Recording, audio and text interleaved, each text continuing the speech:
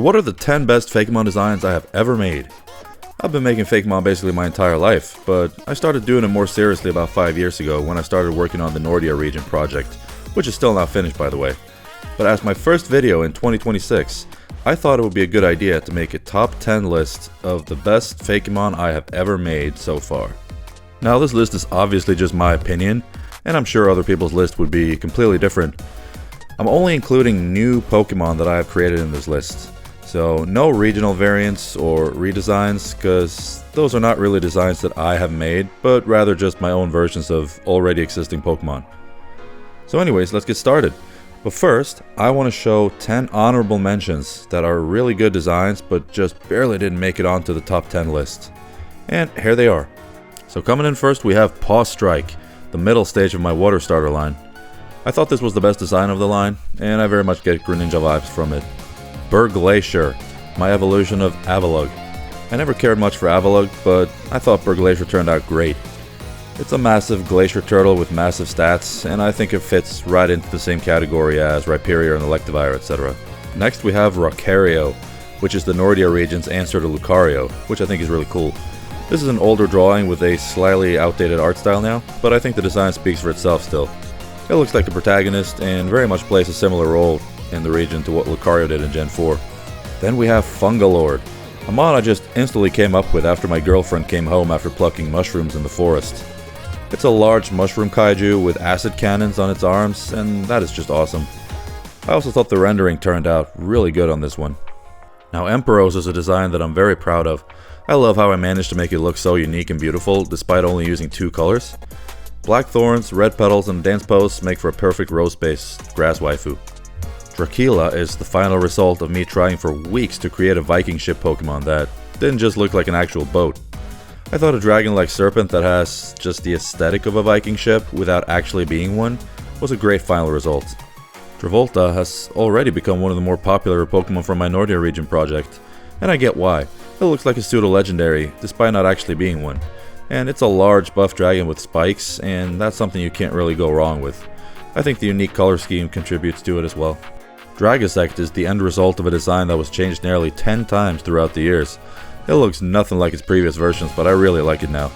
It looks like a rare and special Pokemon, and also very clearly looks like a bug dragon type. Master Mime is just great. I always kinda liked Mr. Mime, but I always felt like it should evolve. And I think Master Mime does everything I wanted from a Mr. Mime evolution. It very clearly looks related to Mr. Mime, but instead of happy, it looks more sinister and crazy, which fits the concept perfectly. Dreadbull is probably more of a controversial design. A giant pitbull with bodybuilder muscles and battle scars may just be too gruesome for Pokemon, but you know what? This is Fakemon, so we do not care. To me, it's the perfect antagonist Pokemon to be used by an evil team, and very much a design that appeals to me personally. And that was our 10 honorable mentions. It was pretty hard to decide which designs would be honorable mentions and who would be the number 10 and 9 on the list, because it was honestly very close. If you ask me again next month, things may have changed already. But now that we have our 10 honorable mentions out of the way, let's get started with the actual list.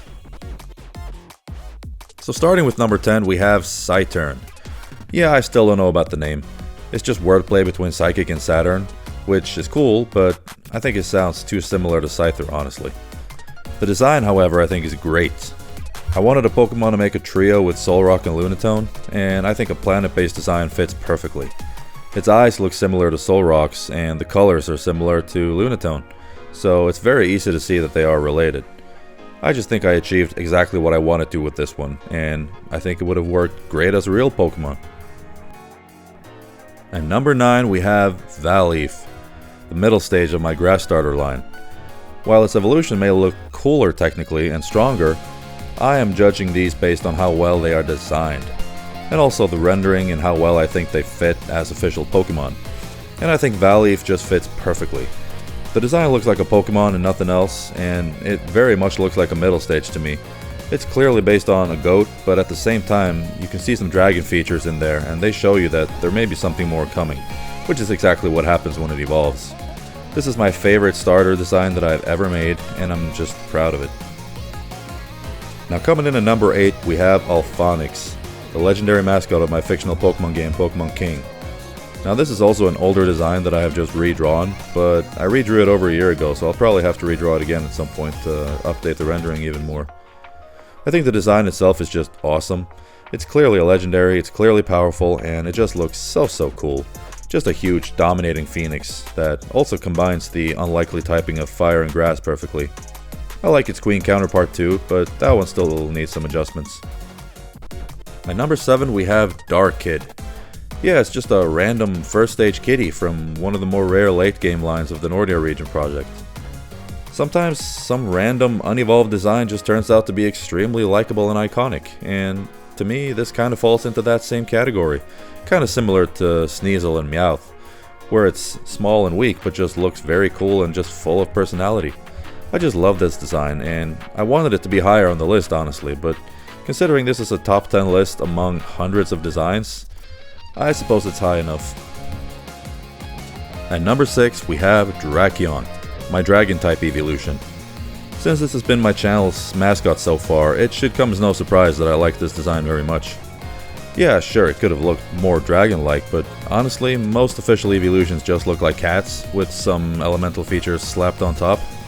And I've seen other dragon evolutions that look very cool, but look more like dragons than cats, which is cool but not as fitting. I think this design turned out great, and it gives off similar vibes to Spyro, which is what I wanted. But now we are getting into the top 5, and these are the designs that I just have to smile every time I look at.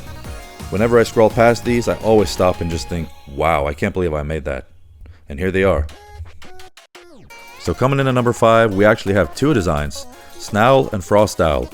Now these are the second and third stage of the same line, and I wanted them both in the top 5 because I love them both for the same reasons. But since they're from the same line, I didn't want them occupying 2 spots. I think these are just both S tier in every way. A snow owl with a scarf, intense eyes, and an icy color scheme is just perfect. They make for a perfect regional bird line in my opinion, and especially in a Nordic based region, and I wouldn't change a thing about any of them. If these were official Pokemon, they might be my favorite second and third stage regional birds of all time. I absolutely love Corviknight and Talonflame, and to me these are pretty much on the same level. At number 4 we have Terrorock. This is the final evolution of the fossil that is exclusive to my Pokemon King concept. When I first made this, I was annoyed as heck at first.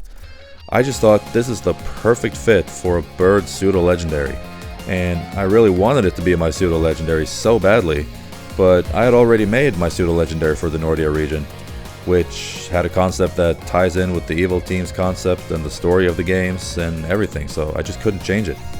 So instead, I kept it as a fossil, but made it ridiculously strong instead. This design was just so cool in my eyes that I just had to do something crazy with it. Coming in at number 3, we have one of the 2 mythicals from the Nordia region project, Valkurio. Now Valkurio was one of the last designs I ever made for the project, and man was it a banger. It's like if you cross Lucario and Robin Hood and make it magical. I wanted to make it as likable as possible, and I know many people don't like when Pokemon are holding objects that aren't part of their biology, but I still wanted it to use a bow and arrow, so my solution was simply that it can use any stick it finds and create arrows of aura that it can shoot. Now this fits perfectly, and in the end I think this design just turned out to be everything I wanted it to be. It's a true Forest Guardian design that just looks super cool and special, and it's one of my all-time favorites for sure. Now on the number 2 spot we have our pseudo-legendary from the Nordia region, Galisk. This actually used to be my favorite of all my designs up until the very last design I made for the Nordia Pokédex, which will be the number 1 spot in this video. Galisk was created to fit the evil team of the region and is also a big part of the plot of the project, which will be revealed in a later video. I needed a large basilisk Pokemon that looked terrifying and evil while still fitting as a Pokemon design, and I think I accomplished that perfectly. I didn't want to make it too detailed to avoid making it look like an actual legendary, so I kept it relatively simple. I gave it 3 heads and a very intimidating pose, and with that I achieved my goal. It looks exactly like what it's supposed to be, and I just absolutely love it. This drawing is actually over a year old now, so I may fix it up a little more at some point, but it was honestly so good that it has stood the test of time pretty well, I would say. Now like I said, That would have been the #1 spot on this list if it wasn't for the very last design that I made for the Nordia Pokédex. After I finished every other role in the dex, the last design I was missing was the second and last mythical. This was going to be the secret Pokemon that nobody had ever seen that lives inside thick fog in a location known as the Secret Valley in the Nordia region. And after weeks of drawing, I finally finished the #1 design I have ever made, in my opinion, Heidruni, the mythical voice of the fog. I mean, come on. This is absolutely everything a mythical pixie Pokemon is supposed to be. It is small, it is cute, but it looks weirdly capable at the same time. It can fly, and it just looks special and mysterious. Now, the reason I rate this as the #1 design is because with what Pokemon has established a mythical Pokemon to be, I think this fits that archetype arguably better than any of the official mythical designs. I also think the Fogscape ability that sets up fog as a weather condition is just a perfect cherry on top as well. Now, you may think I'm bragging too much about my own design, but honestly I think this is just perfect. And I just immediately saw that this was the Fakemon design that I am the most proud of out of all of them. Man, I wish this was real. And that's it. That is, in my opinion, the top 10 best Fakemon designs I have ever made. Now, I will of course continue to make new designs, so after some time I may have to make this list again. I'm also planning to make top 10 lists for my regional variants as well as my Mega Evolutions. So if you like what I do and you want to see more, please consider subscribing and liking the video. Maybe also leave a comment below what you think about these designs and if you would have done something differently. But that's it for this video, and I will see you guys next time.